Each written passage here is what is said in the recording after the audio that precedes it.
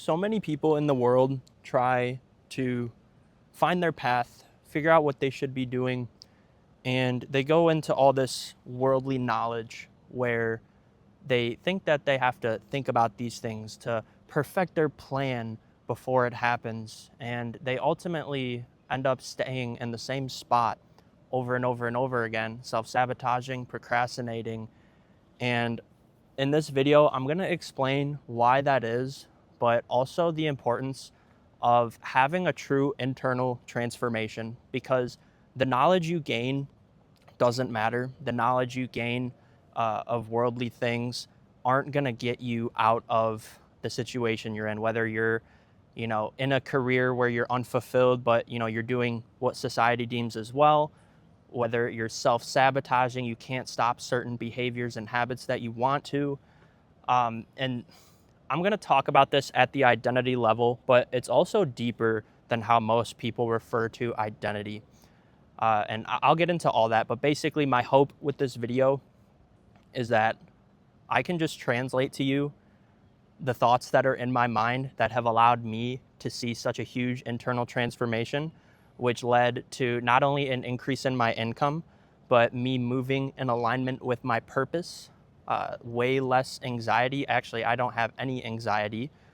And also just feeling really fulfilled in what you do every day. Like, I want you guys to experience the joy that I have on a daily basis as I'm doing my work, as I'm interacting with my family, my girlfriend. My mind isn't like all cluttered anymore, constantly thinking about what I have to do, what I have to do. Everything that I'm going to talk about, it comes back to presence. And I was talking with my brother this morning. He has some things that he needs to do, but he's in his head about it.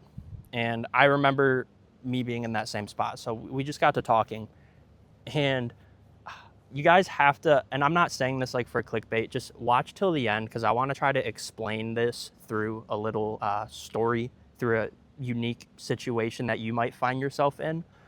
But basically right now, he's doing good. Obviously, he's posting content. He grew a pretty big following just right off the rip, preaching the word and whatnot, which is phenomenal. And there is a reason why he grew so fast, which I might get into here. But there are some other areas that he is currently struggling with. Obviously, he's a younger guy. So guys, when you're younger, you're in your head about a lot of shit. But basically, he's trying to solve problems by thinking his way out of it, right? Thinking, okay, I know what I need to do, but what if this happens? What if it takes away from me being able to put out the amount of content that I want to do? What if I, don't get in the right opportunity and it just takes longer? It's like all these things as humans that we try to figure out how to perfectly fit things into our life so we can live a higher quality experience. And this way of going about it actually keeps the cycle going, because what's happening is within his own mind, and this was the same with me, but within his own mind, he has all these open loops that he hasn't closed yet. Open loops meaning things you need to do, but you haven't been able to do. And it's because his own thinking is thinking about, okay, how do I do this? What's the best way? Like, who do I need to go to? Like, whatever it is, right? Trying to think his way out of it. And it's keeping him stuck. And I think that's the case with a lot of humans. And the way past this is to basically stop thinking altogether. All right. When it comes to being able to do the things you want to do, and honestly, being guided by something bigger than yourself, by God, we're all put here because we're meant to do certain things. Whether you believe that or not, if you don't believe it, it's just because of the fact that you are not yet conscious of what you need to do, because you're living in a state of unconsciousness, being run by your past programming, your patterns, how you grew up, all your experiences. It shaped who you are, but that's not really who you are.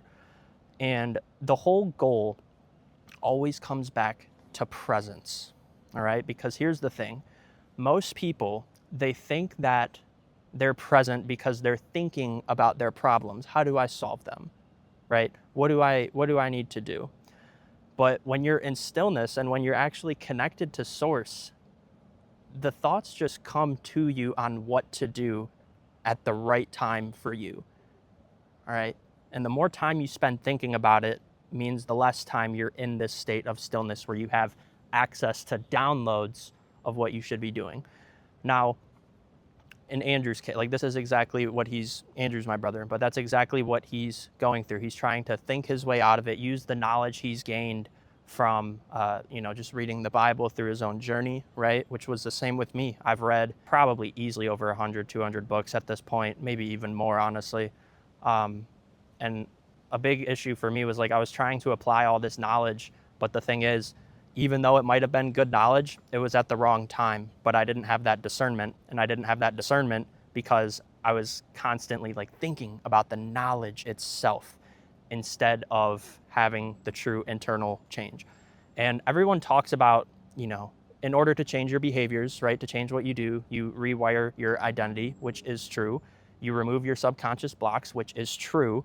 That's why, like, if you just read the Bible and you only take the knowledge from it, but you don't actually embody what it's saying, it doesn't really work for you. The way to change this isn't by trying to solve all your problems at once, all right? In fact, the only thing you need to do is get to presence. And here's why. It's because, as I mentioned before, the more you try to think about it, the more in your head you are, and then the more energy is being spent on the actual thinking as opposed to being in flow and actually doing. So let's take any problem. I'm just going to use my brother as an example, right? He's just trying to find like a new opportunity right now in terms of job, right? Just so he has income coming in while he's building his own thing. And he's facing resistance to it. And what we uncovered was that he feels resistance, right? So keep in mind, everything I'm about to tell you right now is his external experience, okay?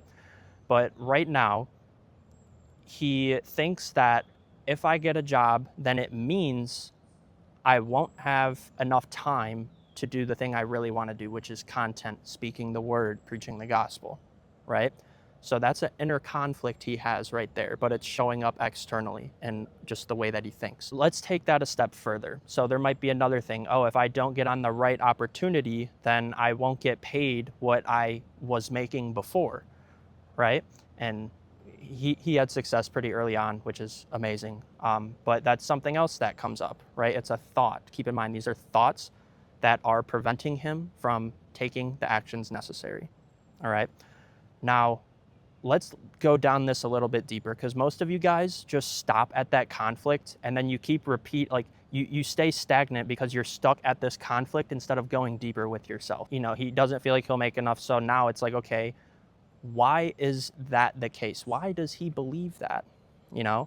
And through talking, what we found was that it comes back to our childhood, having to perform, having to be perfect, having to know things just so we could feel safe about it, right?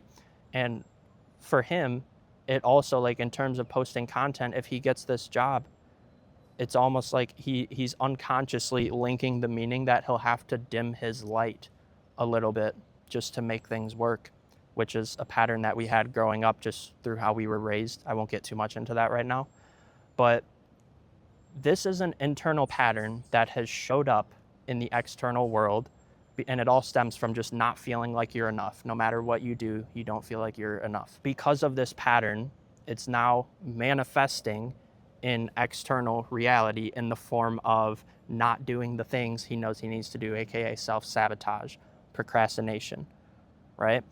And I could tell this through another lens too with me. Maybe I'll save that for another video, honestly.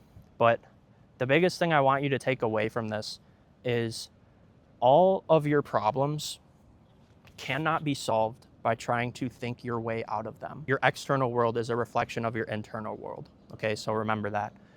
Now, his problem with this stems from something internal that's happening, which I'm sure you can see, and now it's manifesting as these external experiences, as I mentioned. And you can't keep thinking your way out of the problem, like how you'll fix it in the external world, because the problem aroused not from the external circumstances, but from your internal world and the unconscious beliefs that you have about what certain events mean in your life, the limiting beliefs that you have given things. And because you have these, it stops you from being able to see clearly. Like you can't see the solution. And I'll break down the solution for you guys. So as we were going through this, we discovered like, okay, he obviously reads the word. So he has that as like sort of backup thoughts against his old past programming of sin, basically. And over time, this just becomes a part of your identity, and it stops you from being able to see the truth that's in front of you, because again, you're thinking and you still believe that thinking is your way out of the situation. It's not. But here is the way out of it. So breaking down that experience with him, right? He is posting content but doesn't want to get on an opportunity necessarily right away. So he's procrastinating and self-sabotaging on that, because he feels like, okay, if I do that, I won't have enough time to put towards content. I might waste time by going into an opportunity that doesn't promise what they thought or what they said they would in terms of like earnings, commissions, stuff like that. So it's like that's the fear-based thought. But again, as we've discovered, the reason he thinks that isn't because of necessarily the external circumstances, is because of the meaning that he gave his past experiences, which led to this new belief, which now just became his way of thinking, aka it's just a program. But the whole point, so I asked him, okay, what do you feel like the solution to this is then? Right? We've broken down the problem, what it actually is, what it looks like showed up in the external world. Now we broke down why it happened, aka the internal state you were in, the limiting beliefs you had that were forcing you to do certain actions, what you unconsciously believed about the situation and yourself. Those were influencing your actions, which was only that of self-sabotage. I'm like, what's the one thing you need to do to fix all of that if you have this external problem, but now you're realizing that it stems from an internal problem, from the internal state you're in? He's like, I just need to manage my state, because everything else will just flow outwards from your state. Guys, this is literally the most important thing, okay? He literally is just like, presence. I need more presence. And presence isn't just thinking about all of your problems, everything you have to do. It's not trying to work your way out of it, all the steps in your mind, all right? Presence is when you're tapped in spiritually and you're not being run by those thoughts, those programming, or that programming, because again, that is what causes you to self-sabotage, okay? So notice how he didn't say, oh, I need to actually look for a job, right? You guys already, like in your situation, it might be, I actually need to start going to the gym. I actually need to do XYZ. He didn't say that because he understood that the reason why he wasn't doing it was because of his internal state. And that's what I hope to convey here to you, because for the longest time, this kept me stuck. I thought I was smart. I thought I was like, oh, if I plan all this perfectly, like I'm going to be rich. I'm going to, I'm going to find my I'm going to help so many people. Like I'm going to do all this shit. And it only kept me stuck for years. All right. Years. Because my internal state, I wasn't able to manage myself. So then I couldn't manage my external reality. Right. And that's why it led me to feeling like I was further behind. In order to get what you want out of life, to stop self-sabotaging, to stop procrastinating, to quit behaviors that you should quit that are bad for you, but for some reason you're not doing it, it's to start acting from presence, all right? Not from your past, not from your inner programming, all right? So take one thing away. The only way to solve your problems and to fix what's going on in your life is through presence. When you're in presence, that's where you experience the internal transformation of all the knowledge you've probably consumed from self-development, the Bible. That's where you can actually integrate and embody what you've been building into yourself all these years, right? Because before that, you would hear these things, but then unconsciously, you'd still have your own problems and conflicts that you need to sort out, right? Which is why it hasn't worked for you. And again, like people can tell you all the neuroscience behind it, It's honestly so stupid in my opinion. Like, okay, you're just explaining internal transformation on a scientific level. It's like you thinking that you have to know everything and how it works to be able to make that change first. It's kind of stupid. And it's, for me, like, and I did this, by the way, it just wasted time. Because again, I was focused on the knowledge. I was thinking how to get out instead of just being tapped in the flow. This is the greatest transformation I've experienced. And now my brother, he also has internal clarity because he identified the problem. So now he's working to rewrite that. And when it comes to rewiring your identity, you can only do so when you're aware of your current identity, AKA your current programming, right? The patterns that have been programmed into you to make you feel safe, approval, validated, things like that, right? At one point, thinking that way protected you, but now that you have gone through and experienced more life, you have to update that, or else you'll keep resorting back to the old version of you, which will keep you stuck in the same cycles over and over again.